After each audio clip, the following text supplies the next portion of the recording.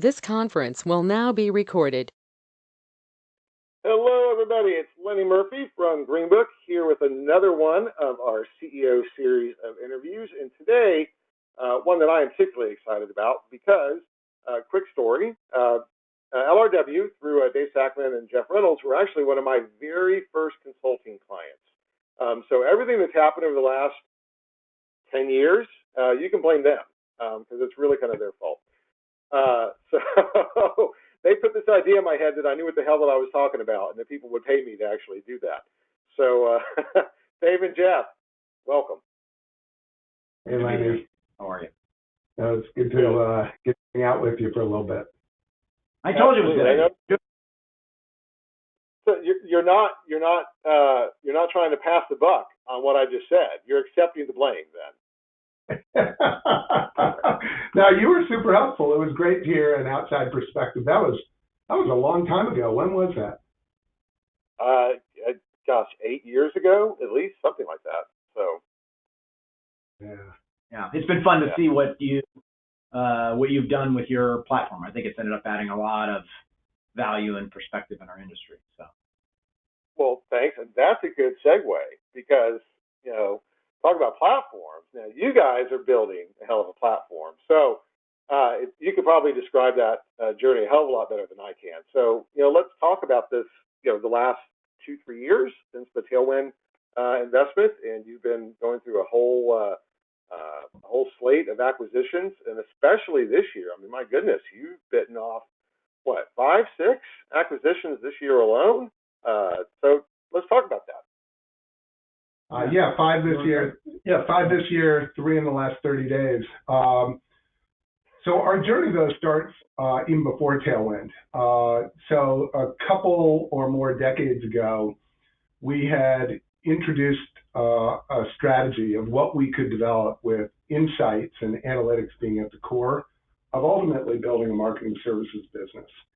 And then when we partnered with Tailwind in 2016, and described this vision to them, and they decided to support it, we actually had the opportunity to build it out.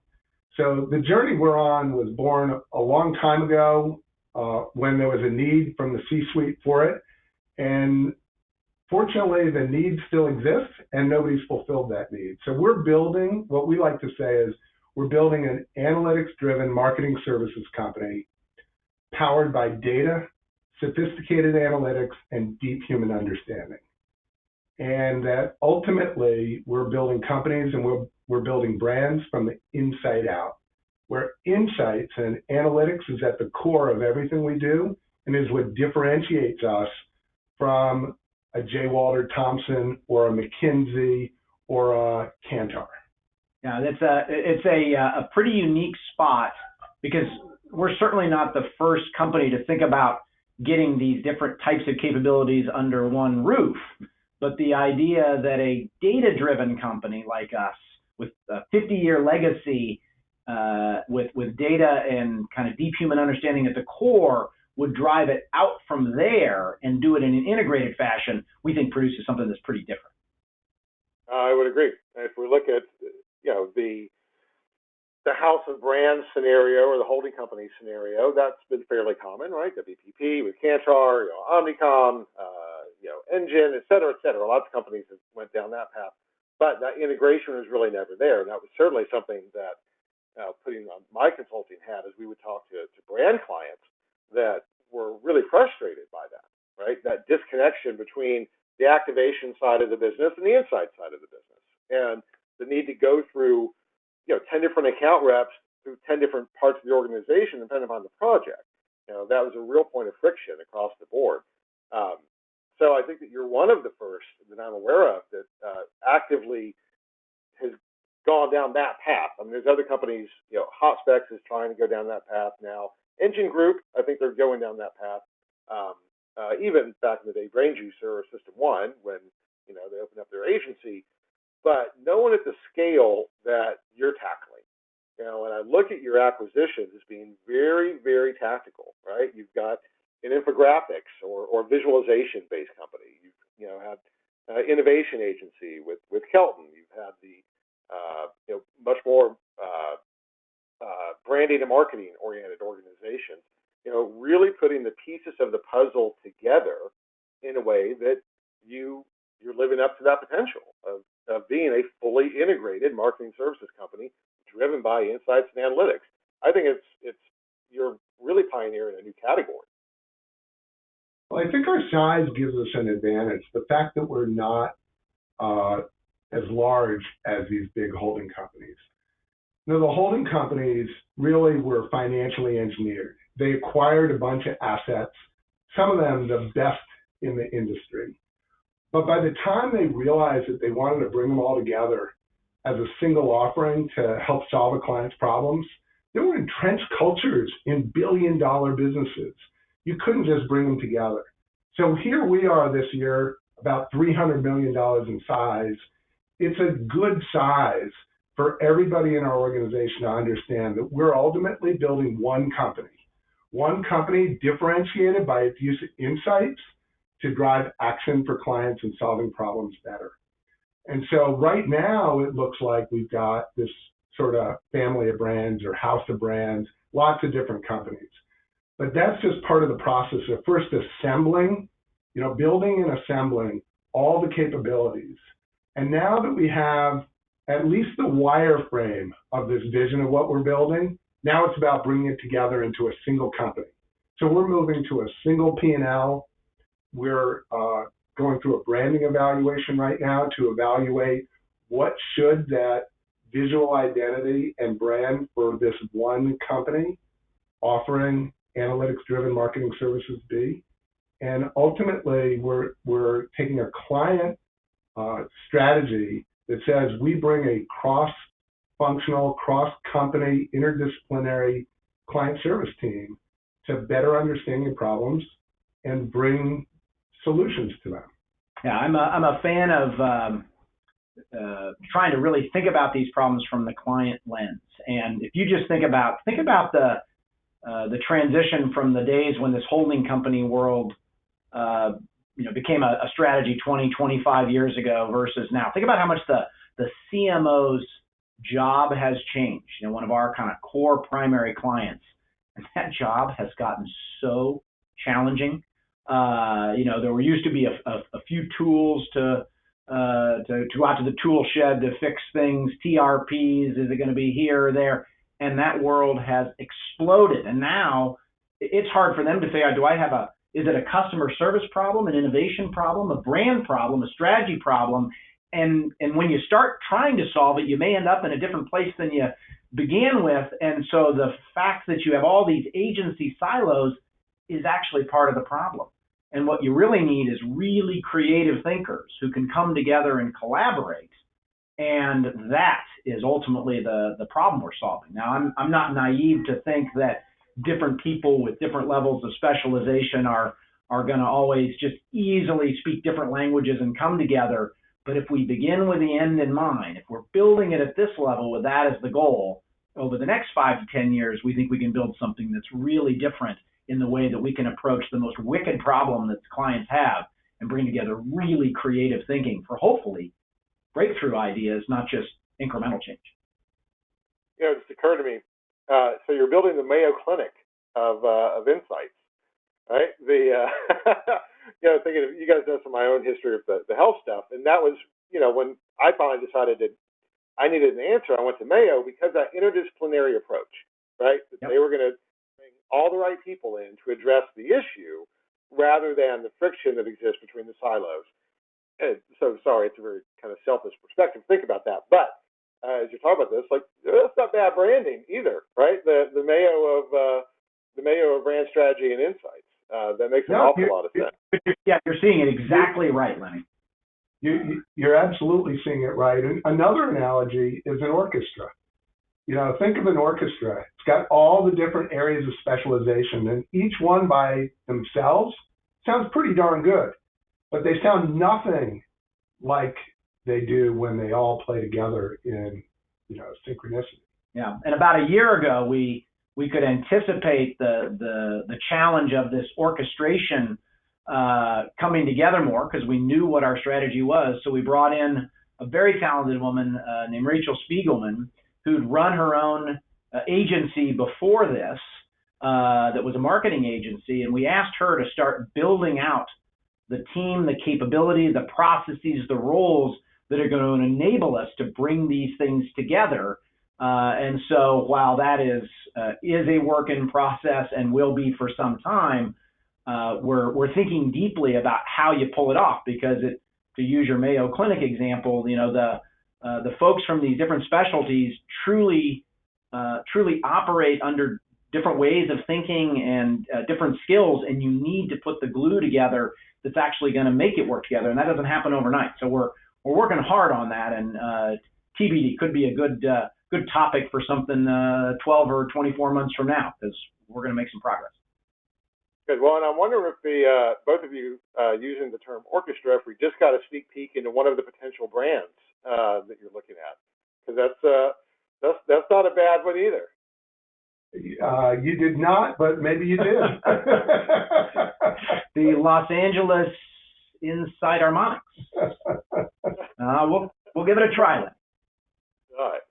So, and again, congratulations on where you guys have gone. It's been exciting to watch. And full disclosure, early on, I had the opportunity to actually try and participate a little bit in the process with helping to identify some companies. And none of that ever worked, unfortunately. But it was fun to have a sense of where your strategy was going as you're going down this path, and to see that play out. So, what comes next? Right?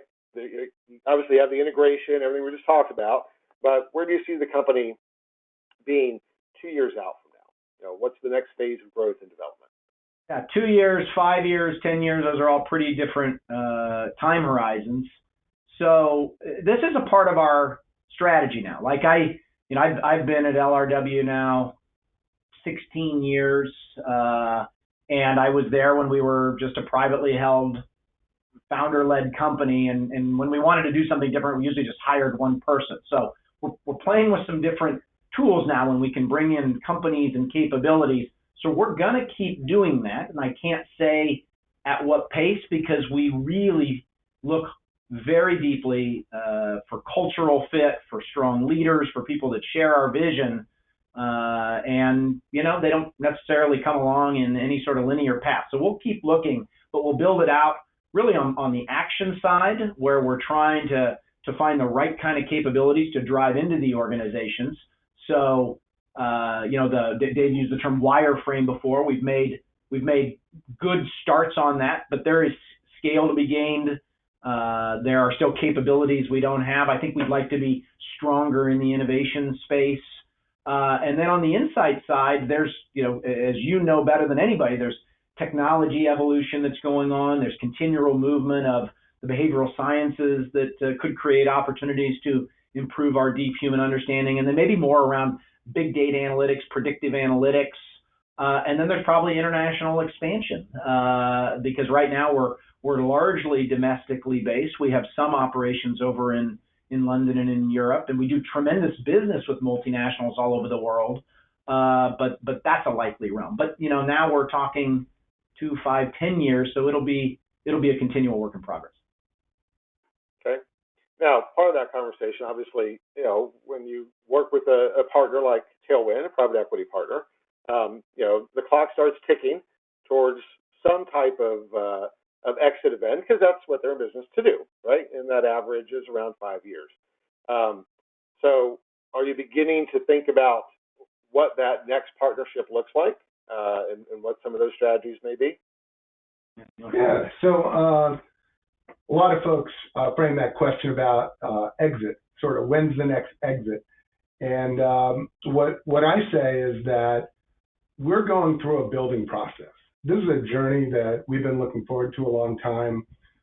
We've been having fun with our success, growing from $100 million roughly just a few years ago to 300 today. And there's a lot more work to be done. So what will happen is we've had a really terrific private equity partner in Tailwind. And they've been incredibly supportive and allowed us to accomplish what we've been accomplishing. What will happen is there will be a new partner.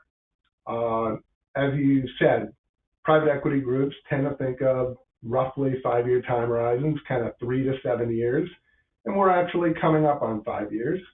So do we think about what's next? Absolutely. Do we have clarity about timing? Absolutely not. We're enjoying what we're doing. Tailwind is liking what we're doing. We're one of their better performing portfolio companies. They're a great partner to us. They're happy with us. So we'll just keep building and we'll keep evaluating. And at some point in time, there will be some transaction and Tailwind will exit and a new partner will join. But there's nothing definitive. Yeah, my lens on it is that if we are creating value, if we are really building something that helps the world, that helps our clients, and that is an exciting platform for success, we're going to like our options because that's something that people want to be a part of. That's a value creation exercise, not some sort of financial engineering exercise. And so with our strategy that we've talked about today and with the success we're having, it feels like there's just lots and lots of exciting possibilities ahead. Yeah, I would agree. Something that just occurred to me, we don't talk often about that you actually do have some other brands. Interviewing Service of America and your qualitative groups and Soapbox, they've always kind of stood alone, right, to the side. So in the strategy of a single P&L, et cetera, are those companies, those kind of legacy companies that have been here before you ever set on this journey, are they going to be folded into that as well, or are they going to kind of continue as a little bit of a side project? Yeah, no, it's one company. So we're actually organized into perspective, action, and shared and other services. So a lot of what ISA does serves the LRW group of businesses, and a lot of what it does serves folks like Kantar and Ipsos.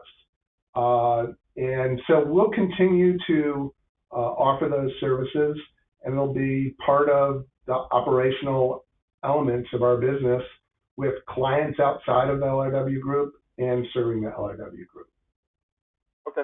All right. Good to know. Just one of those, oh, wait, what about that type of question. So guys, you've had just a hell of a year. And what's the mood within the company at this point across the board? I mean, a lot of hard work, lots of new people. How are you dealing with that cultural integration as you end this kind of hallmark year for LRW? Why don't you share that 2016 chart and what we talked about? Yeah, so a couple of thoughts. So one, really important to note, because we don't extend PR press releases on our success of our organic business. We're actually having the strongest organic growth year in at least a decade. And so I feel like our business is sort of flourishing on all fronts, not just this acquisition. And because this makes the news, it does tend to overemphasis on that. We still think we're doing phenomenal work for our clients and gaining traction and new fans every day there. So we're working really hard to balance the existing legacy core businesses and some of the exciting new directions. But the question you ask, particularly in a professional services environment, is the question. Like, strategy is great, but like, are our people motivated and journeying along with us? And Dave's referencing back in 2016 when the strategy was hatched, I think we understood that for a business that had been privately held and run with sort of a single owner for, at the time, 43 years, it was going to be a lot of change.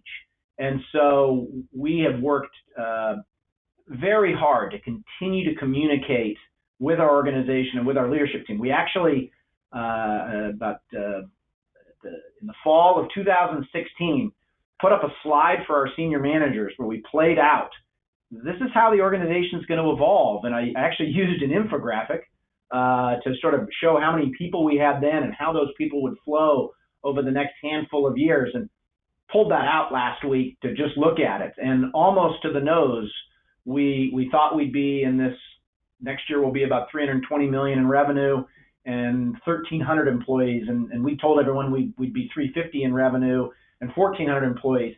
So from the standpoint of, while it's feeling very different, we've been trying to bring people along in that journey with us.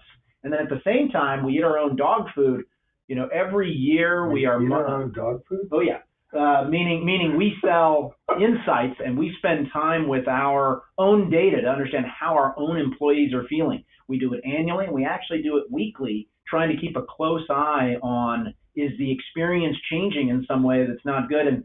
And while we have grown a lot, I still think our employee engagement is a very strong level for a host of good reasons. So, Lenny, part of how we're building this business, which also is different potentially than others, is one of the core lenses that we're looking at acquisition targets is through a cultural lens, which is, do their core cultural values fit with and or overlap our core cultural values? And we passed on deals with very good companies that weren't good cultural fits. And so we're devoting a lot of time, even before making the acquisition, to cultural integration. The feedback that we're getting from our employees to date is that it's going well. We've gone from about 400 employees, as Jeff said, to about 1,300 employees, and we haven't broken the culture yet. There's still lots of room for us to screw up, but we are just maniacal about our focus on making sure that the culture remains what drives our performance. Yeah. For example, T3 that joined us just last week, our most recent and our largest deal to date, and a really, really talented digital innovation agency out of Austin. But personally, as we got to know them and understood them, it was founded by a woman named Gay Gaddis, who's extremely well known, really nationally and certainly in the Texas region as this entrepreneurial, powerful leader that started this firm over 30 years ago. And so as we watch the shall we say, generational change of that business, now her son Ben Gaddis leads the business, but how they've turned into the analytics space from maybe a traditional marketing agency 30 years ago, as they've relied on culture, as they develop their people and are so committed to that journey of their employees. We find that and we think, gosh, these are folks that have the same beliefs that we do. And so that helps us feel really good when we're trying to build one company, when we can find that kind of cultural DNA for new companies that do different things than we do. Very cool. So let me cautious of time, but one last question. A few years ago, you were incubating and developing a lot of early stage technologies like virtual reality, right? You were touring around for VR sets at all the conferences, right? And Dave, I know that you spun that off, or the company kind of created another company that's focused on healthcare within virtual reality. But do you see a path where you will continue to try and incubate and develop new technologies or incorporate some of these other solutions that may come along as part of your strategy, or are you focusing more on kind of the existing pieces that you have? So first, a quick plug for Applied VR. So you're right, LRW was the birth of the concept of that business, and it was spun off in 2016. They've raised a little over $25 million and are generally considered the leading medical virtual reality company. And they're on quite a path to an RX or prescription strategy and FDA clearance. It was great experience for us to learn how to use our innovation capabilities to develop the germ of an idea that we could then nurture and develop. One of the really terrific things that Jeff has brought to the company is the idea of constant innovation. We probably had much more episodic innovation prior to Jeff coming to his leadership role, and now it's a constant focus on innovation. So we'll continue, as we often say, experimenting our way to success. We often talk about bullets before cannons, have lots of small experiments going, developing lots of new different things. And then when one looks like it can develop traction, then we put a big investment behind it. And in the case of Applied VR, we spun it out. Probably in the case of most things that we develop, we'll just develop them to fuel the LRW Group. Yeah, I mean, part of it is you can't even predict the course of innovation because in and of itself is a pretty organic event. So just to take 4 innovations, the applied VR one, something starts here and we realize it's probably a bigger opportunity outside of marketing, and so that's why that business spun out. On the other hand, pragmatic brain science, the use of the behavioral and neurosciences more applied, was perfect, and we launched that and drove it into the organization, and that type of applied behavioral science is now impacting maybe 25% of our revenue. Something like social media analytics, we were building it internally. We'd had a team of 3. We thought we were doing good things. And then we see an outside company like MotiveQuest that's already at a much better level of maturation. That leads us to an acquisition. We integrate those 2 innovations. And then lastly, we're doing some work in digital analytics right now that fuse the survey research kind of attitudinal or psychological aspect with the behavioral. And that right now has been sort of an upstart internal innovation that we've been doing now for probably 3 years. And while we still scan the landscape to say, is there something at scale? I think what we're doing there is so innovative that there's no one else even doing it. So we continue to nurture that under the leadership of the company, and we continue to invest in driving it into the organization. So those just represent 4 different paths of how we use that innovation and how it has a different course depending on what ends up happening in that crazy, crazy world. Is there anything you're excited about right now, outside of what we just talked about, that there's something that thinks, you know what, we need to pay attention to this thing? This isn't enough? We've got our hands full. Lenny, we could tell you, but we'd have to kill you. Well, based on our Facebook going back and forth, Jeff, I'm sure you think that pretty often, but we won't go there. Anyway, guys, this has been great. And again, congratulations.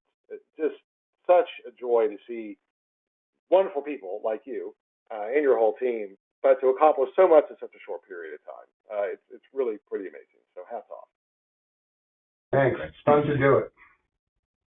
All right. So we will, let's pencil in doing this again this time next year so we can see what other cool stuff has happened since then.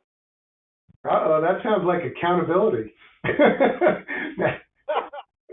Well, with some wiggle room. This wiggle room, right? Murphy's Law is in effect, so we'll figure it out. Anyway, thank you guys so much for the time. This has been great, and we'll look forward to chatting again soon. Great. Thanks, Lenny.